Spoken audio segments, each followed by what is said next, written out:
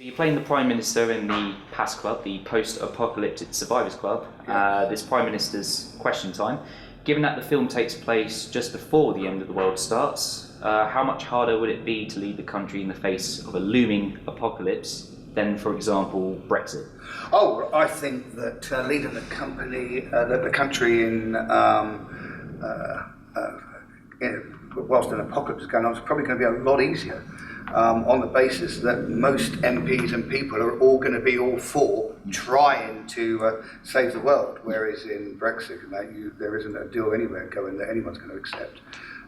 So it's just going to either leave or it's going to roll on for years to come. So you'd say it's the apocalypse is a lot more concerning. If I was the Prime Minister, give me the apocalypse any day of the week. Yeah.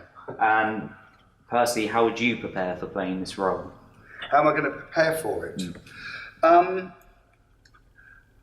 Well, I think you've got to look at everything that's going on in the world at the moment. Okay, so we've got all these people up in arms about climate change and all this, that. I was on the motorway the other day, funny enough, and I was behind this car stuck in a traffic jam, and it was an old van actually, and on the back was Extinction Rebellion stickers everywhere, and join the Brighton branch, and the amount of rubbish coming out of the exhaust pipe was huge, and this van was about 30-some years old, and I just thought, there we go. Yeah. An exact example of somebody that's got a great, he's got this idea in his head, but he's not actually doing anything about it.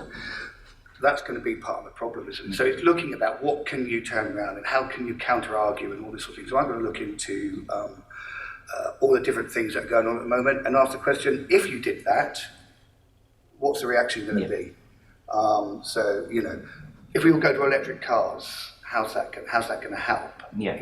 Or what other ideas are there? So just generally take more interest in what's going on. It's a little small start to a bigger problem, like plastic bottles. I mean, that's going on for years. Exactly. Yes. Exactly. How would you play a strong leader, certainly in public?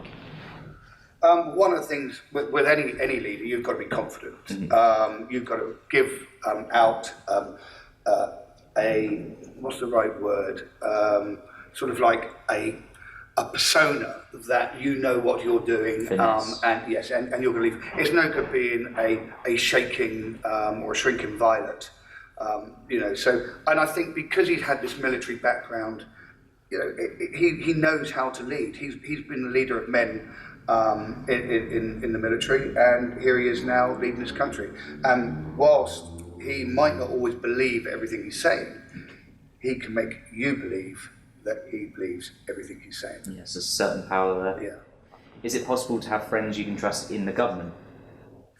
Oh, I think it's very difficult when you have politicians that come together because they've been promoted into jobs.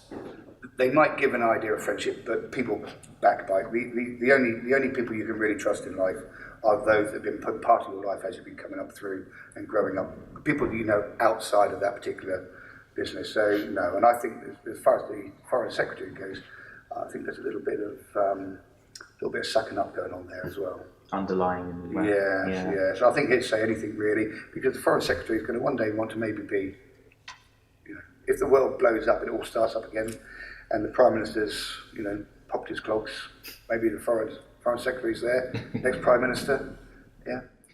Just for fun, can you name the last 10 UK Prime Ministers, including the current Prime Minister? Oh, we go back, let's have a look. So we got Boris Johnson, we got Theresa May, we got David Cameron, we got Gordon Brown, Tony Blair, John Major, Margaret Thatcher, James Callaghan, Harold Wilson, Ted Heath. Oh my God! I'll accept that because it says Edward, but Ted indeed. Yeah. I can also turn around and tell you that Ted Heath owned a boat called Morning Cloud. Oh, lovely. Okay. Harold Wilson used to hold his cabinet meetings on the Isles of Scilly because he was worried that the Russians were spying on him. Mm-hmm. James Callaghan came from Portsmouth. Where are we going now? So Margaret Thatcher, she was the grocer's daughter. Mm-hmm.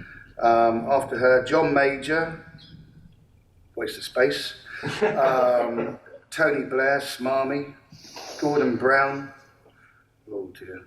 Unvoted for. Yeah, unvoted for, yeah. So where would you put yourself there as a Prime Minister? Where would I the put description? Margaret Thatcher. Oh, Margaret Thatcher, yeah? Yeah, I'm a great fan of hers. Right, we're going to put that as a video You have to edit remember, later. I'm a lot older than you, lot, but I can actually go back before Ted Heath. Then for extra bonus points, can you name anything up to, well, let's say pre-World War II? Pre-World War From II. Ted Heath backwards. So from Ted Heath backwards. From Ted Heath backwards, we go back to Harold Wilson. One eternity later. Of course, you go the very first one prior to the Second World War, were Chamberlain.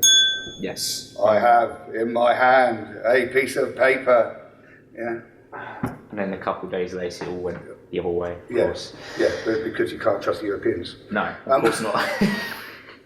So, Graham, it's been great talking to you. Thank you. Can't wait to see how the Prime Minister copes with the end of the world. Thank you very much. Thank you. Thank you.